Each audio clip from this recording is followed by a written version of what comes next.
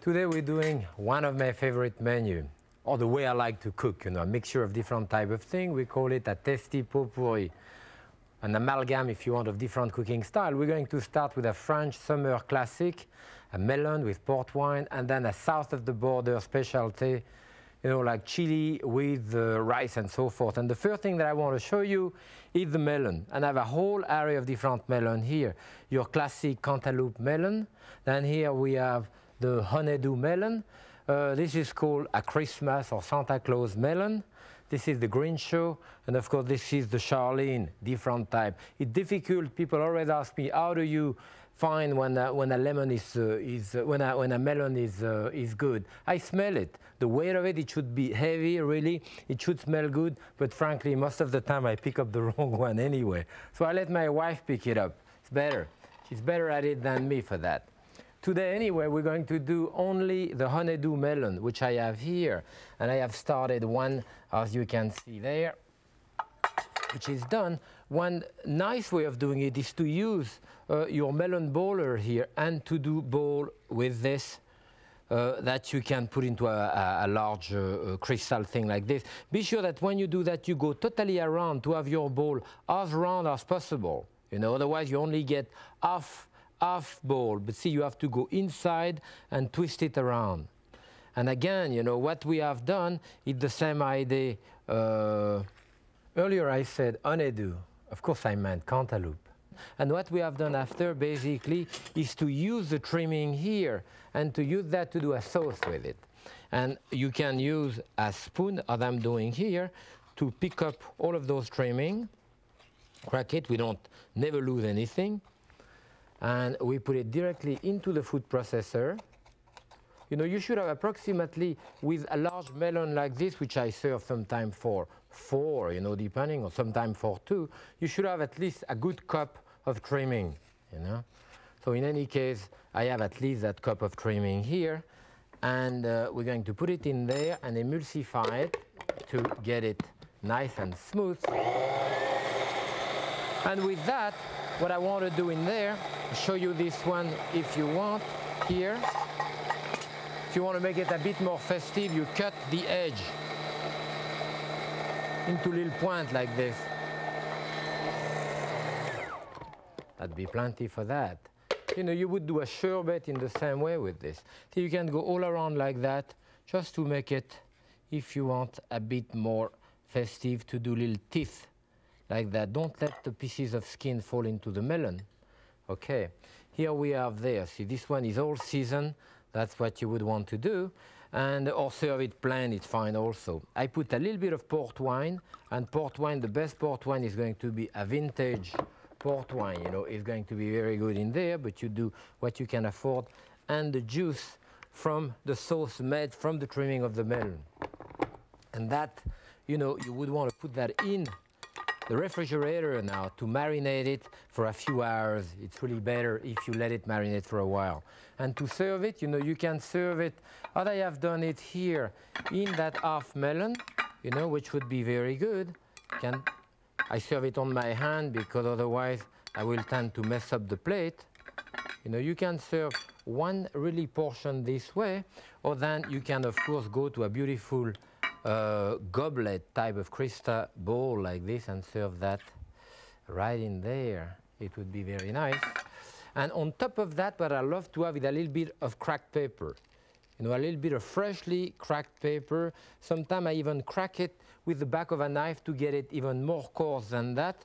If you want a little bit of decoration here, why not a sage leaves, A little sage. The sage have a very beautiful flavor. There are so many different types of sage and different colors. So this is our first course.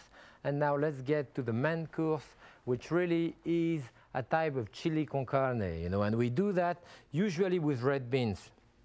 And as you can see here, I have red beans. The first thing you want to do is to pick up little pebble like this, either pebble or pieces of foreign matter, that you want to do. And as you go along like that, be sure to check it out.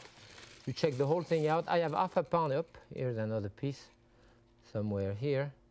I have half a pound about of the red kidney beans. Kidney beans are very good for you. It is nature perfect food, you know, for the vegetarian. You wash it carefully underneath here.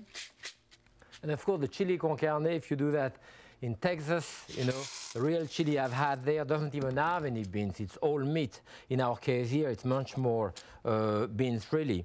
I have half a pound of meat here, and that meat is 10% or less in terms of fat in it, so it's very, very lean. And I put that directly in there with my beans, 4 cups of water, and that's it. You have your salt, the beans, the meat, and that's all you want to do. You put it to cook, bring it to a boil, and you want to cook it slowly for 1 hour.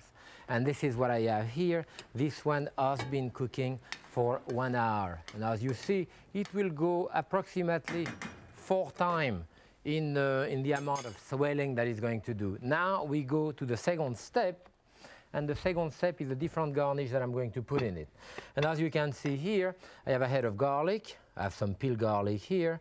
I have some bay leaf, chili powder, cumin powder, thyme leaves. I'm putting some scallion, an onion, and tomato in there. And all of that, and of course the very hot jalapeno pepper here. You can put as much as you want of that type of seasoning. So here, let me put our chili powder, the cumin powder, I like it quite spicy, the thyme powder, you know, a few bay leaf. Now I'm going to go in there. Remember to remove those bay leaf when you're ready to serve it. Now my scallion, I can cut some of the scallion here and cut it coarsely. You know, I like the different type, not only for the color, the taste and all that, of that type of mixture, you know. And onion. The onion you can put as much as you want. It's not that, you know, those type of recipe, you can take some liberty with it, you know, because it is a kind of very earthy type of food. Some people may put a lot of cayenne, even extra hot pepper in it. That's perfectly fine. And garlic. Now the garlic, I could put garlic this way. I could actually even put the whole garlic in there because it's going to fall apart eventually as it's cooking. So it's perfectly fine. Then my tomato. And what I do also at the end in this, I put some cilantro.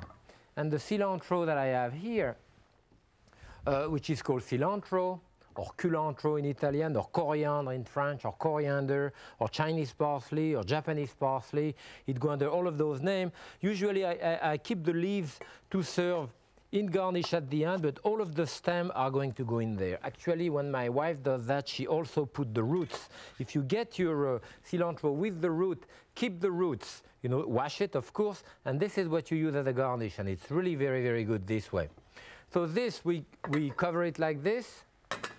And after it cooks for an hour the first time, you put all of your garnish in it, and it cooks for another hour. So you want to cook that for a couple of hours. I haven't even put my chili in it. Actually, I will also. And you can see that inside the chili, sometimes there is a lot of seed, the seed and the rib. This is actually the hottest part of the chili. So sometimes you may want to eliminate it, so you cut all around just to keep the outside and leave that in, and taste it. I would advise you touch it as I did with my finger, because sometimes it's going to blow your mind. You taste it, say, it's really hot. And the next time, it tastes barely like you know, like a sweet pepper practically. So it does change a great deal. This one happened to be pretty strong, you know, I just tasted it. The stronger it is, frankly, the more you should cut it very, very fine so it mixes with the rest of the ingredient. And again, it's a question of tolerance also. You may like it very hot, you may not like it too hot. So while this is cooking, let's do the rice. And that's a very plain boiling rice. I have a cup of rice here, long Grand Carolina type of rice, which I put in there in 2 cups of boiling water. It's 1 to 2 each time. And a bit of salt in there. And that's basically what you want. You bring it back to a boil, stir it a couple of times, cover it, cook it for 20 minutes.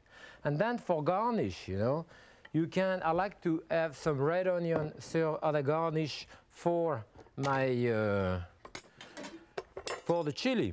What I do here, you want to chop that nicely to serve in your dining room in 2 little dice, you know. And tell you, when you do that, what's important is your knife. I have a good knife here, and I know it, you know, it doesn't slide, it cuts straight. And believe me, you will cut your finger much more when your knife is dull than it's very sharp. So I always try to keep my knife as sharp as I can. This is a high carbon steel knife. Now you see, the stuff which discolor the onion and sting your eyes is a complex of sulfuric acid. And that sulfuric acid will tend, as I say, not only to discolor the onion, but to sting your eyes. It is, however, water soluble, meaning that if I chopped onion to serve in the dining room, to serve caviar or steak tartare or carpaccio or black bean soup or one of those things, I take my onion white or red onion and I wash it in water, you know. I don't have enough water here quite. I can go to the sink, you know, to actually wash it underwater here. And you want to wash it underwater, that will remove that compound of sulfuric acid there. And those onions will at that point stay white and fluffy. They are not going to discolor anymore. What you can do at that point is to put them into a towel, you know, to drain them out and keep them ready for your dining room. So what I want to do now, my rice is boiling. I want to stir it just at that point. Very easy to do rice, whether a chicken stock, this happens to be only water. Cover it, lower your heat to very low, you know, very low, and 20 minutes, that's it.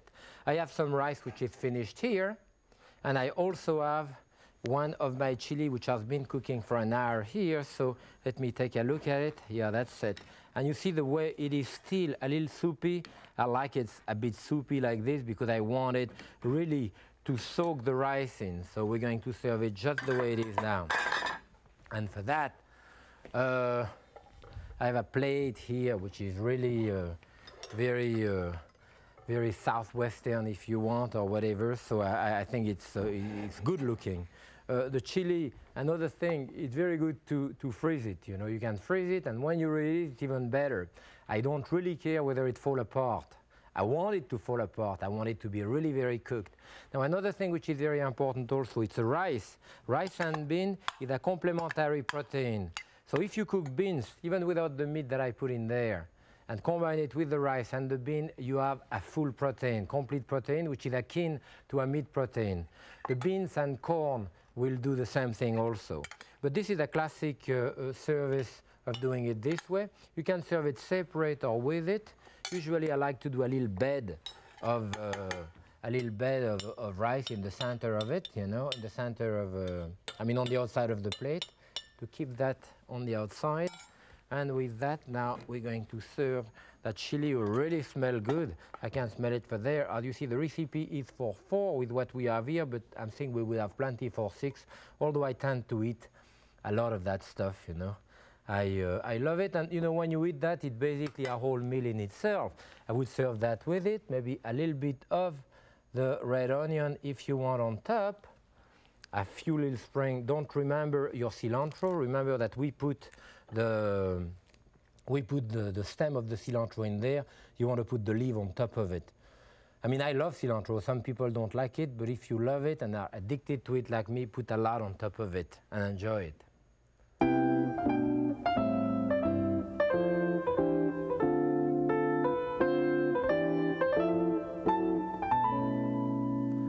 I serve salad every day at my house.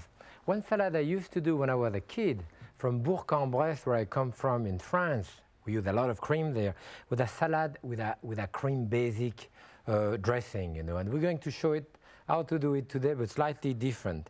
You can use any type of salad, but the classic, like that Roman lettuce, is excellent. There is nothing that you lose here.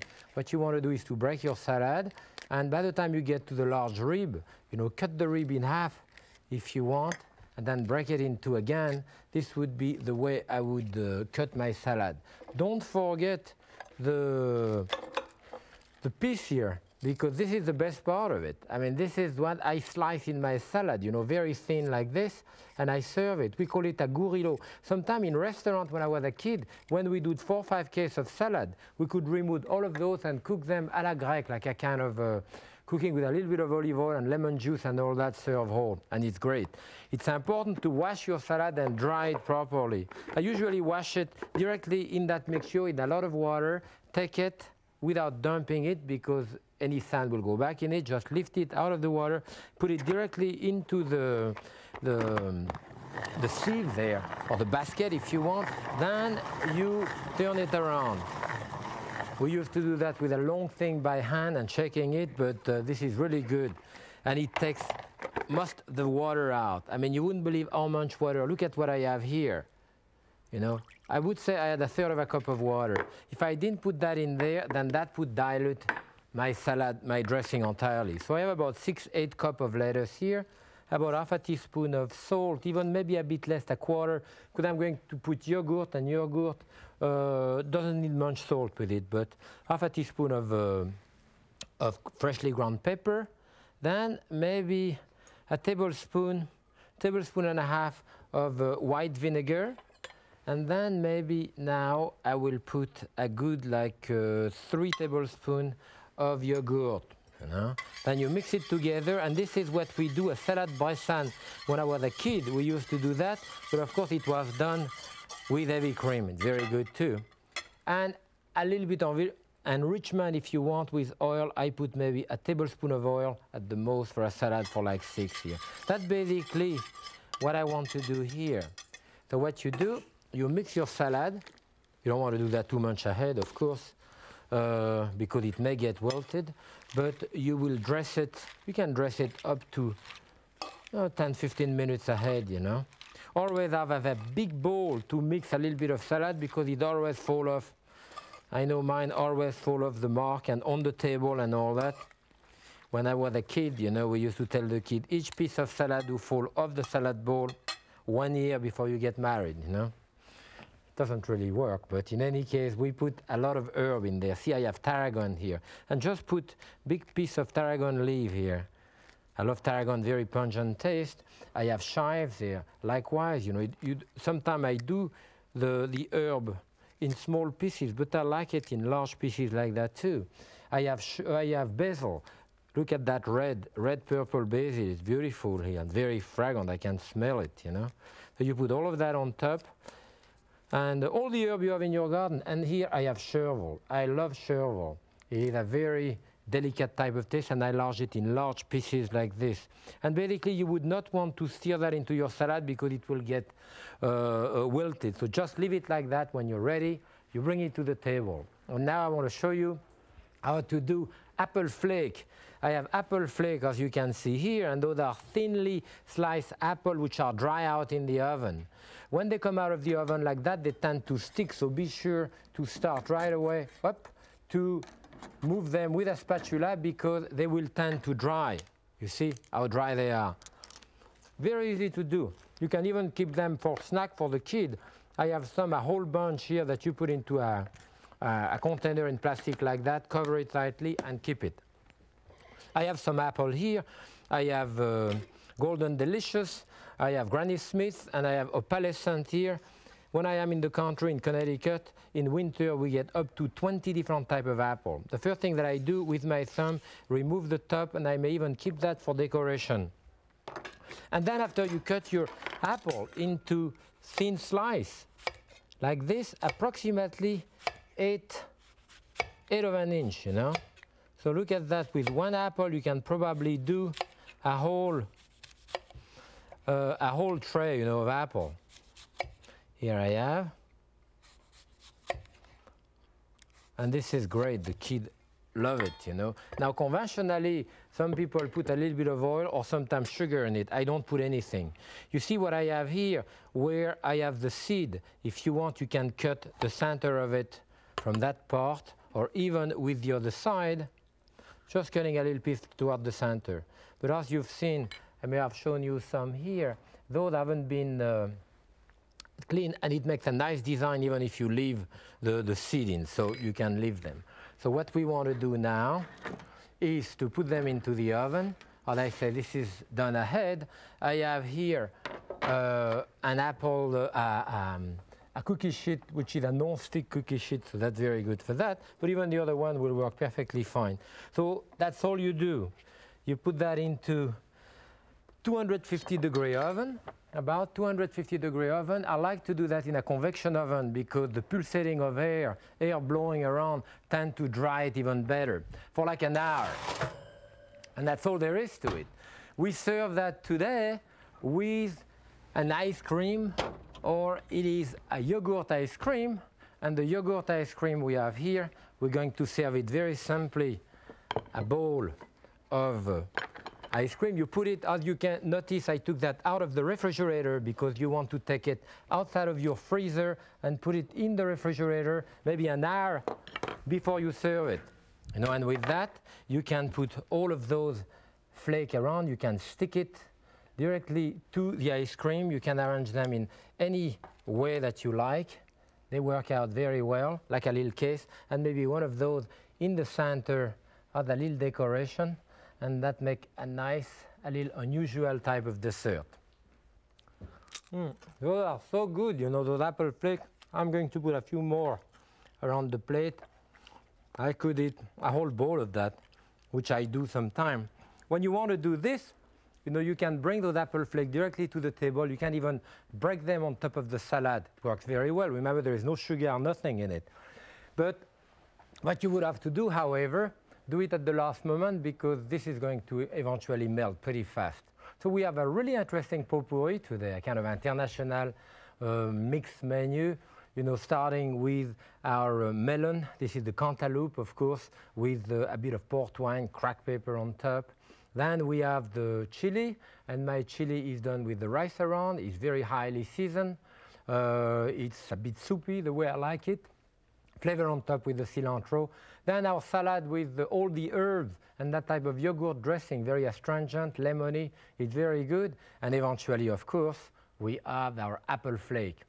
Now, that type of menu is the type of menu that you relax with. You know, you can serve practically anything with it. I mean, I would serve beer very often at home. I love beer, and, you know, very often with that type of menu, you do that. However, today, I've chosen to serve a rosé, you know. And the rosé, this is a rosé from the southwest of France, very inexpensive. This is a rosé of Syrah, a type of grape, the Syrah. Often now they call that blush wine. They are very dry wine. We used always to think of rosé as very sweet, but those are extremely dry. They are served very cold, you know, like white wine, and they are really terrific. In the south of France, it's served a lot, and people are getting back to using a bit of rosé again. So I hope with our make-ahead dinner, easy from the beans to the apple flake, I hope you're going to enjoy making it for your friend. I really enjoy making it for you. Happy cooking.